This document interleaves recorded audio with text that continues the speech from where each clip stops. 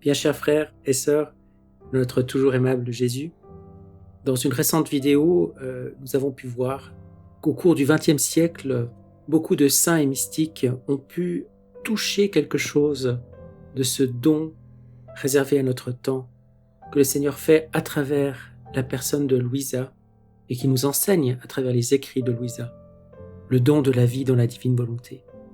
Alors, si on étudie avec cette lumière beaucoup d'expériences mystiques vécues au cours du XXe siècle, on peut retrouver des choses qui nous mettent sur la piste. Et aujourd'hui, j'aimerais vous présenter une religieuse française, pas très connue, qui mériterait d'être mieux connue, qui répond au nom de Marie de la Trinité. Il faudrait que je vous présente sa vie, sa biographie, mais je ne vais pas le faire ici. Simplement, ce que je vais faire, c'est que je vais vous lire un texte fondateur de son expérience, à savoir une lettre qu'elle a écrite à son confesseur, le père Chauvin. Quand je dis son confesseur, je crois que c'est le cas, je ne suis pas certain, je n'ai pas l'information sous la main en ce moment. Bref, c'est donc une lettre qui, vous verrez, décrit une expérience qu'elle a faite. Et moi, en lisant ça, maintenant que je connais Louisa, je pense que le Seigneur lui fait goûter quelque chose qui se rapporte à la vie dans la divine volonté. Vous allez voir. En tout cas, c'est très intéressant en soi. Pas besoin forcément de faire le lien. On peut recevoir ce texte pour lui-même. Et je pensais intéressant de le lire, déjà ne serait-ce que pour mieux faire connaître cette belle figure de Marie de la Trinité. Donc je vais commencer la lecture maintenant. Elle écrit « Mon Père, je vais essayer de vous dire tout ce que je pourrai, comme je pourrai. Le Seigneur vous aidera bien à comprendre. S'il y a des détails inutiles, vous me pardonnerez.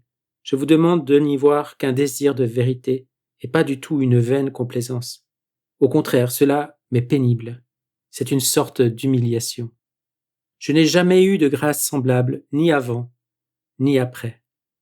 Avant, j'avais très souvent des grâces de dévotion sensible. Je me confessais rarement sans pleurer amèrement mes péchés. Je pleurais beaucoup pendant l'oraison, que je faisais où et comme je pouvais. J'entrais habituellement en oraison dès les premiers mots de toute lecture pieuse. C'est ainsi que j'ai mis, je crois, 6 ans à lire Le Christ vie de l'âme. De sorte que, à cause de cela, je n'ai presque rien lu dans le monde. Ce livre-là, la vie de Sainte Thérèse d'Avila, la montée du Carmel, peut-être un ou deux autres, c'est tout. La grâce dont je parle, je l'ai reçue à Champagne, le 11 août, je crois, 1929. J'étais venu pour la retraite des sœurs à laquelle je ne voulais pas prendre part. J'avais refusé à Mère Saint-Jean d'y venir. La veille, le père Perrier revint à Lyon. C'était un samedi. Je lui ai dit que j'avais refusé d'aller là parce que je ne voulais pas y entrer, que je voulais uniquement la vie contemplative cloîtrée. Il me dit d'y aller et de me décider à entrer là. J'avais déjà fait vœu d'obéissance et j'y allais sur sa parole. Ces jours de retraite furent une sorte d'agonie. C'était l'effondrement de tout.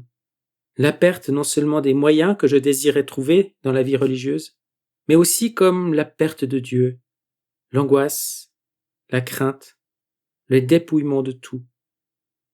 Je souffrais dans l'âme, dans toutes ses profondeurs. Je n'ai jamais rien ressenti de semblable. Je compris ensuite que Dieu avait permis, voulu cela, comme purification, préparation. Ce 11 août, je demandai dans l'après-midi à Mère Saint-Jean de rester à la chapelle le soir jusqu'à minuit pour prier. Elle le permit. Aussitôt après, j'en ressentis un grand ennui. Pourquoi as-tu demandé de veiller? Tu dors déjà le jour, tu es à la chapelle toute la journée, tu n'as rien à dire, etc. Le soir arriva. Après matine, la plupart des sœurs quittèrent la chapelle. Quelques-unes restèrent et partirent à 10 heures, je crois. J'eus un mouvement d'orgueil. Les religieuses vont se coucher et moi, je reste à prier. J'eus très honte et regret de ces pensées. Sœur Saint-Didier était là, Mère Saint-Jean aussi. Sœur Saint-Didier partit, je crois, vers 10h30. Il ne restait plus dans la chapelle que Mère Saint-Jean et moi. Elle était au fond, j'étais à gauche. Je m'étendis par terre, les bras en croix. Il faisait froid sur les carreaux. J'étais mince, je sentais tous mes os, de la tempe aux pieds. Je méditais sur la mort. Bientôt, il y aura plus que cela de moi. Mon Dieu, je vous donne tout. Faites tout ce que vous voudrez. Prenez-moi selon votre bon plaisir. Donnez-moi de m'oublier, de me perdre, de disparaître totalement en vous. Ce qui se passa ensuite est bien plus difficile à dire. Parce que ce ne fut pas mon opération, mais celle de Dieu en moi. Plus divin qu'humain. Il n'y eut, mon Père, ni parole, ni idée exprimée humainement, ni image. Il n'y eut rien qui puisse être perçu par les sens, ni pensée qui soit l'effet d'un raisonnement quelconque, ni spéculation, ni théorie, ni rien de ce dont on se sert pour l'exercice naturel des facultés. Les mots jurent avec ce que je veux essayer d'exprimer, parce qu'ils sont restreints et limités, et évoquent forcément des pensées, des réalités que l'intelligence ne peut saisir qu'à sa manière humaine. Comment vous dire, mon Père? Je fus comme immergé en Dieu. Et il me sembla qu'il m'absorbait en sa déité, et que, restant moi, je n'opérais cependant plus par moi-même, mais par lui. Je me trouvais à la fois dans une immobilité et une activité suprême. Si vous voulez m'interroger sur ce que je veux signifier par là, j'essaierai de répondre aussi clairement que possible. Alors, comment dire et que dire? Je connus la déité de Dieu. Je connus son être. Pas l'idée de déité, ni l'idée d'être, mais la déité, l'être. Je vis non parce que je pouvais voir, mais parce qu'il me donnait de voir, et il n'y avait pas de distance de moi qui voyais à ce que je voyais. Je crois que c'est plus exact d'exprimer ainsi plutôt que de dire que je voyais en moi et me voyais en lui. En sa déité et son être, je vis sa perfection, sa gloire et son ineffable béatitude. Je fus plongé, roulé dans cette béatitude, je reçus quelque expérience de la vie éternelle.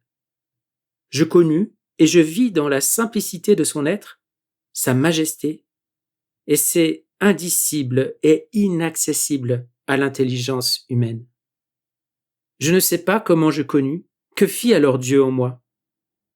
C'est lui qui opérait en moi, qui m'habilitait à sa connaissance. Je reçus là la connaissance de la paternité divine, de Dieu et de Dieu Père. Je vis l'âme humaine. Je la vis en Dieu. Comment dire? L'idée que Dieu a de l'âme humaine. Idée qui est vie en Dieu et qui est la suprême réalité de l'âme, réalité par laquelle est l'âme. Je vis ce qu'est l'âme à Dieu. Je ne vis pas telle âme, la mienne ou une autre, mais l'âme. Et cela s'appliquait à toute âme. Je la vis en sa perfection, telle qu'elle est en l'idée de Dieu, telle qu'elle a son être en Dieu. Je vis l'amour de Dieu pour l'âme et son aptitude à être unie à Dieu. C'est là sa fin. Je vis l'amour du Père pour l'âme, je l'éprouvais, j'y entrais, pas dans l'amour de l'âme pour Dieu, mais dans l'ineffable, l'inexprimable, inconnaissable amour de Dieu pour l'âme.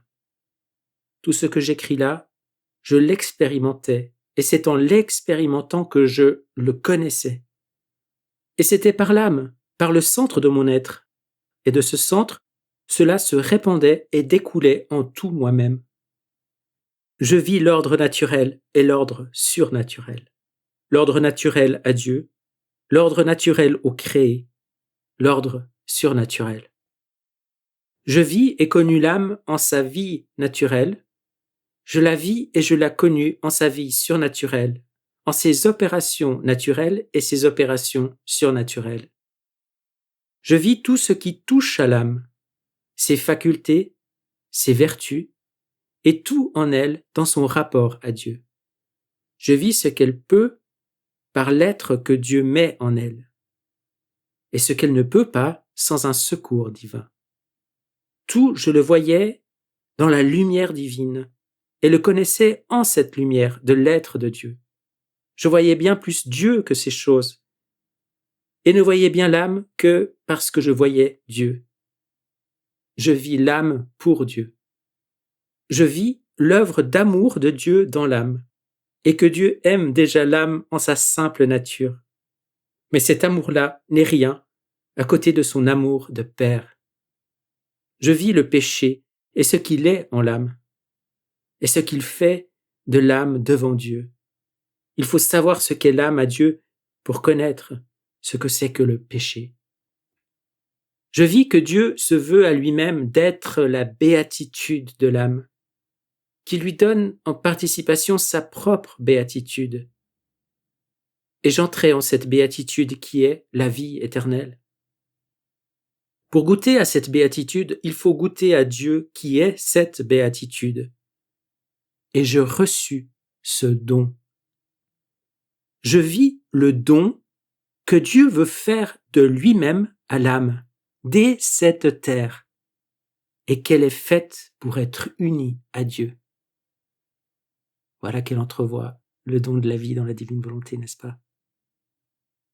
Je gémis et je dis, mon Dieu, qu'est-ce pour moi de connaître votre béatitude, votre déité et votre être, si je n'y puis avoir part? Mon Dieu, comment vous unissez-vous l'âme?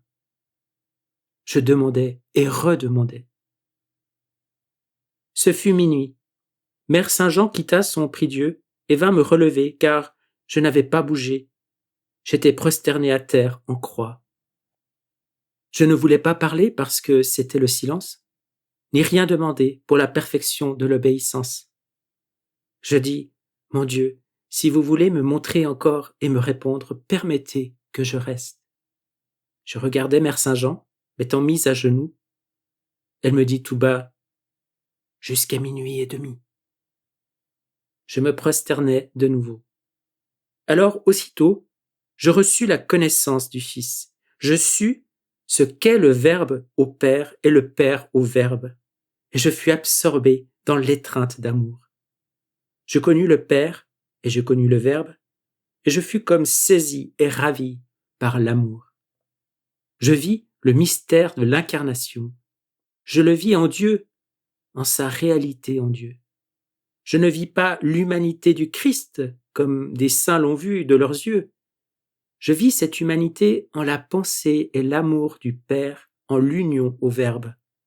Il n'y avait ni forme ni image. Je vis que tout l'amour du Père pour toutes les âmes n'est rien en face de son amour pour l'âme et l'humanité de son Fils. Je vis comment cette humanité absorbait et comme épuisait tout l'amour infini, toute la complaisance du Père.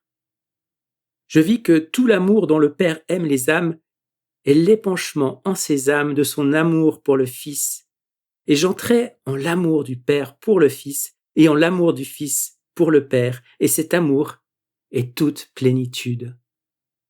Je vis qu'il fallait la rédemption, qu'elle convenait souverainement.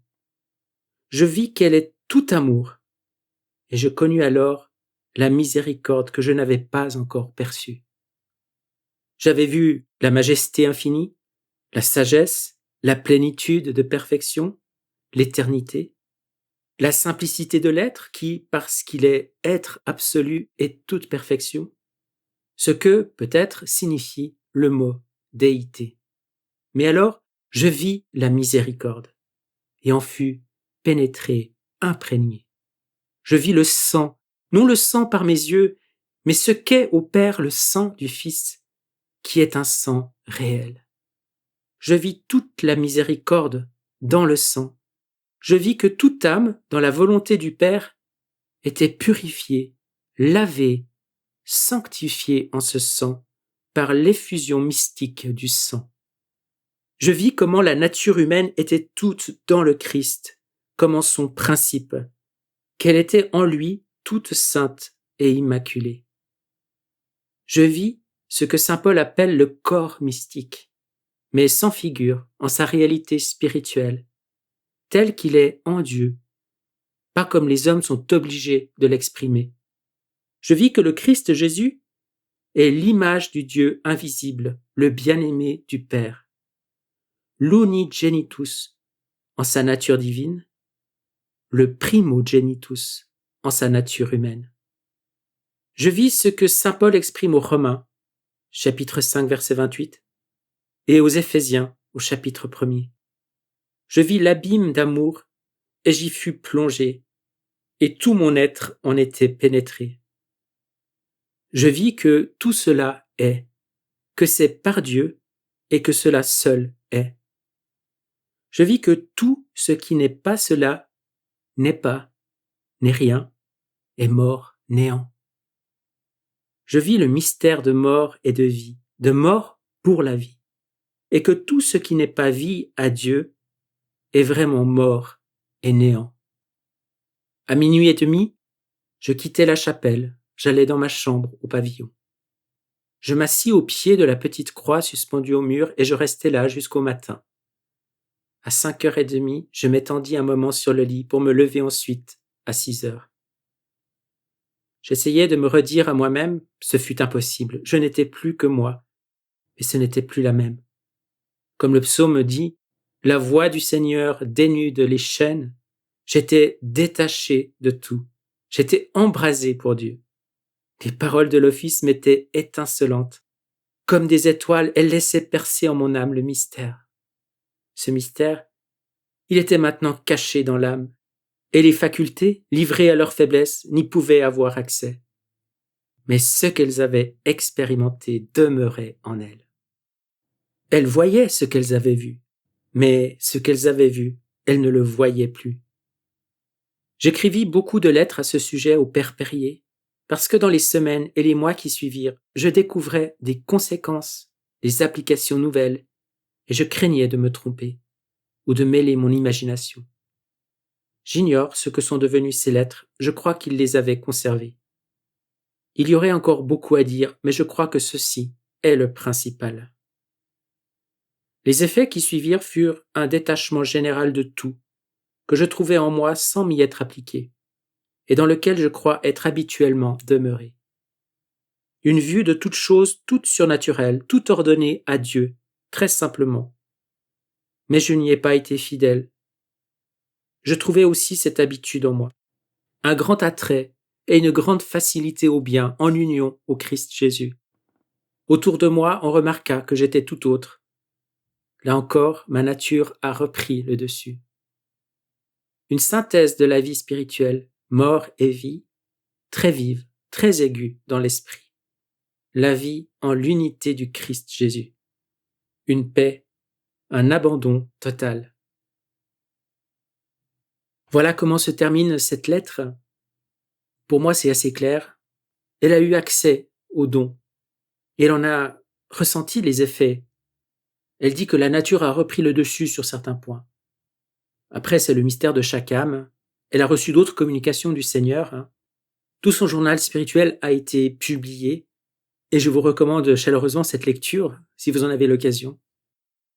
Ici, le but n'est pas de tout dire sur elle, sur son expérience, qui est une expérience propre. Chaque saint, chaque mystique a une facette spécifique à offrir à l'Église. Mais je pensais que ce texte méritait d'être lu dans le contexte qui nous intéresse particulièrement sur Amen Fiat, c'est-à-dire la vie dans la divine volonté. Voilà. J'espère que ceci vous a plu et je vous dis à bientôt dans le Fiat maintenant.